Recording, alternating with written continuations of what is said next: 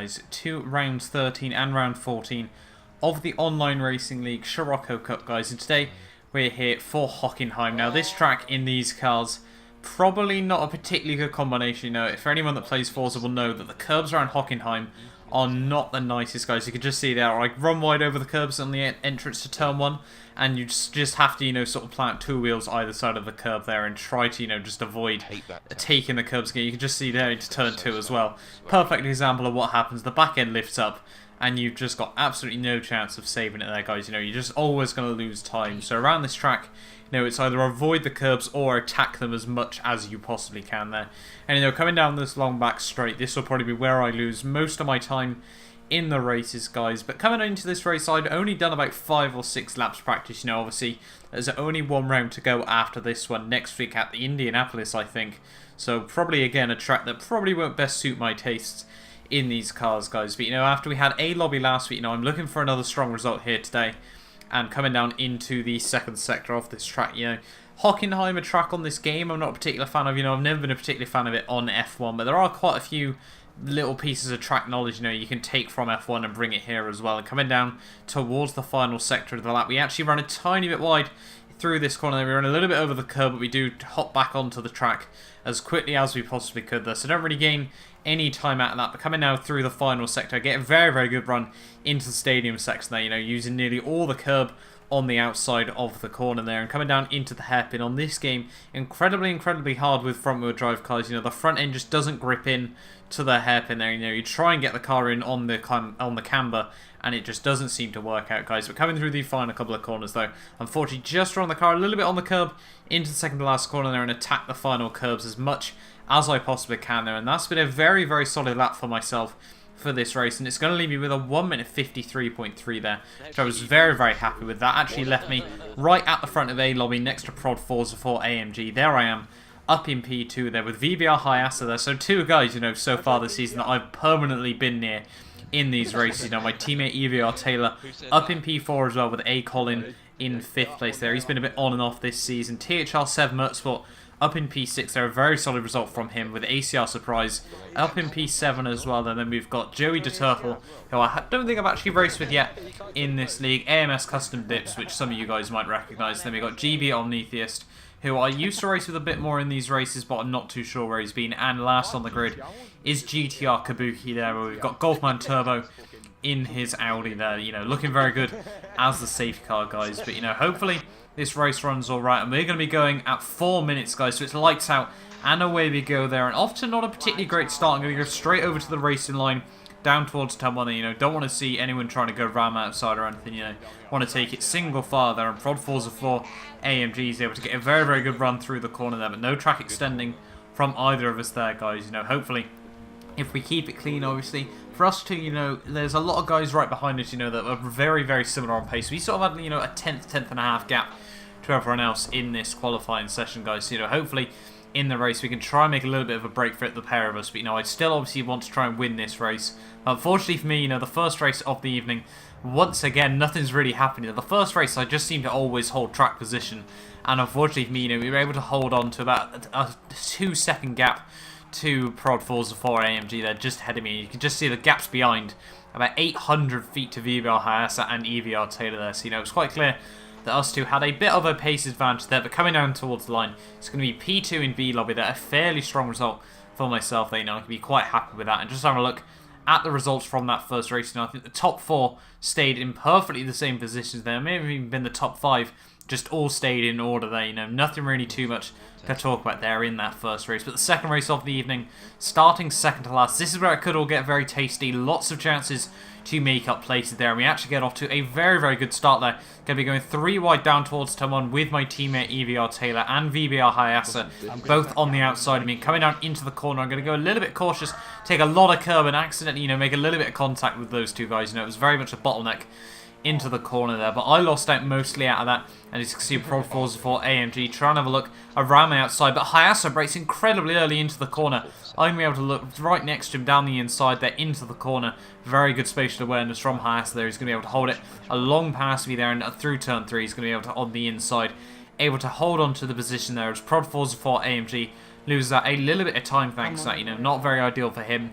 but I'm pretty certain VBR Hayasa actually uses stock manual as well. So, you know, probably my main sort of, you know, key focus that I can obviously that I can concentrate on in these races obviously is Hayasa. But coming down into the hairpin, there's a lot of bumping around between a lot of other drivers there. They're going 3-4 wide just ahead of me there. I think it might actually be 4 wide coming down into the next corner. We've got VBR Hayasa and ACR Surprise right next to me here, guys. We can just see, just up ahead there, those two guys completely go into each other, and that means I completely, too busy concentrating on them, to completely miss my turning point there, as we now move up the inside of ACR Surprise. That'll turn to the outside for the next corner there, but Hayasa gets a little bit of a tap by Joey the Turtle, and we're going 3 wide into the next corner there. Prod Forza 4 tries to make it 4, but just gets squeezed out there, and coming down into the stadium section, able to go right around the outside. The pair of them there, a double overtake there, right around the outside. You know, I can be very, very happy with that.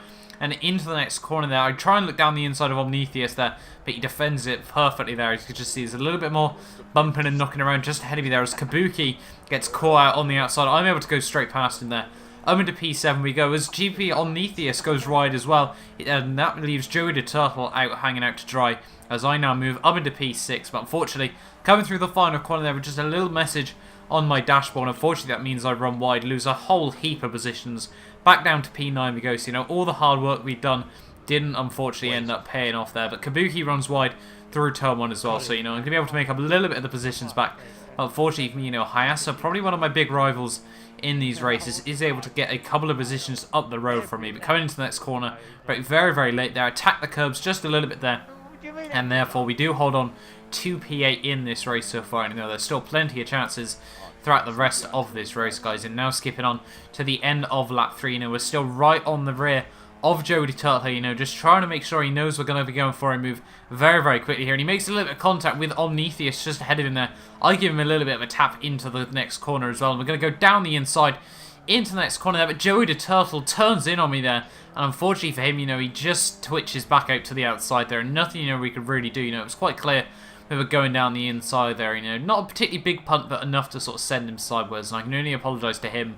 You know, it was quite clear we were going down the inside there, and he just decided to turn in anyway.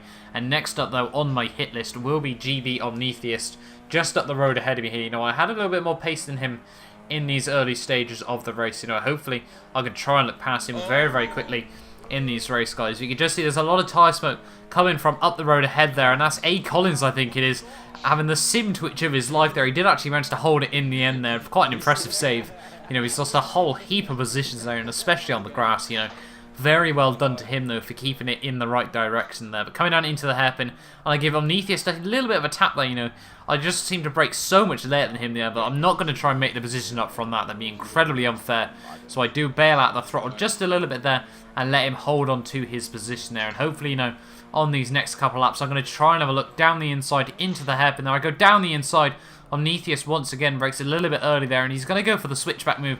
I'm going to get squeezed out over the curbs there. Not exactly what I wanted. We're going to hop back over now, and we're going to be going side by side into the next corner there. Prod Forza 4 AMG also thinks about trying to line up a move as well. But coming into the corner there, I run a little bit wide through the kink, but down into the next braking zone there, Omnitheus runs hugely wide into the corner there, and up into P5 I go, and hopefully for me, you know, this could be a good position to hold on to in the second race of the evening. You know, we've got VBR Hayasa just up ahead of me there, with Prod Forza 4 AMG just behind, so you know, we basically all stay near enough equal on points in this races, guys. Coming out onto lap 7 of the race, and Prod Forza 4 AMG gets a very, very good run out of, you know, what's effectively a hairpin through turn 2 and the kink of turn 3, and he's going to be trying to have a look around my outside down through turn 4 here. Obviously going to be towards the inside to the hairpin there, guys, but I'm going to have to try and push him towards the inside, go very, very defensive on him there, nearly make contact coming down towards that corner there, but heavy on the brakes now, and I'm going to try and go for a bit of an undercut move on him there. He runs a little bit deep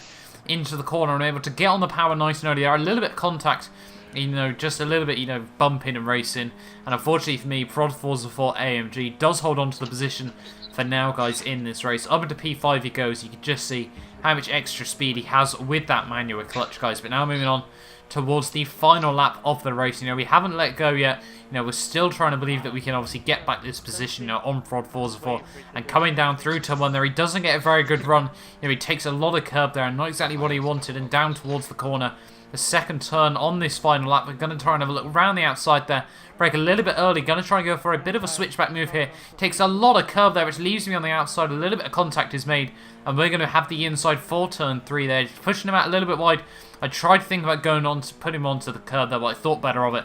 And unfortunately for me, you know, that little bit of contact leaves Omnitheist with a very good run there. We're going to try and dug into the slipstream of Prod Forza 4, but we've lost another position there. Not exactly what I wanted on this final lap of the race, guys. But coming into the braking zone, we're all going to brake very, very similarly there. Prod Forza 4 runs wide. Omnitheist tries to go for an undercut, which can't pay off there. And I do move back up now, up into P5 of the race there, as Prod Forza 4 tries to give me a little bit of a tap there, you know, trying to use the extra speed that he's got with that manual clutch. But I do hold on to P5 down this back, sort of like down this little bit of a straight there. And hopefully for me, that means as we come through the next corner there, after a little bit of a bump, that should mean now that we are able to hold on to the position. You know, we try and hold on through these final couple of corners, you know, probably my strongest sector on the track there, guys. But GB on Netheus and Prod Forza 4 are still squabbling between the pair of them there. So, you know, hopefully for me, that does give me a little bit of breathing space there. Coming through the final few corners there, you can see there's a few cars just up the road. They're very tightly bunched together. I think that's the top 4, all very close together there. But fortunately for me, you know, it's going to be P10 to P5 in the second race of the evening. They're very, very happy with that. 5 positions made up, and obviously we did lose to VBR Hayasa there, but obviously we beat him in the first race. But we did manage to beat Prod Forza 4 there. I think Omnitheist is going to be able to do so as well there, guys. But that actually leaves Prod Forza 4 and I tied on points overall in the championship as we move into the final round there. Omnitheist goes for a very cool triple barrel roll there. Not exactly too sure how well that'll buff out there, guys. But having a look at the results from the second race of the evening there. THR 7 Motorsport there wins the race with my teammate EVR Taylor in a very, very strong second place there. AMS Custom Dips up in P3 with VBR Hayasa 4th, myself up in 5th with GB Omnitheus 6th, guys. But hopefully, you know, you guys have enjoyed this video. Do not forget to like, subscribe, and I will see you next time for a brand new video. So promise that you'll catch me.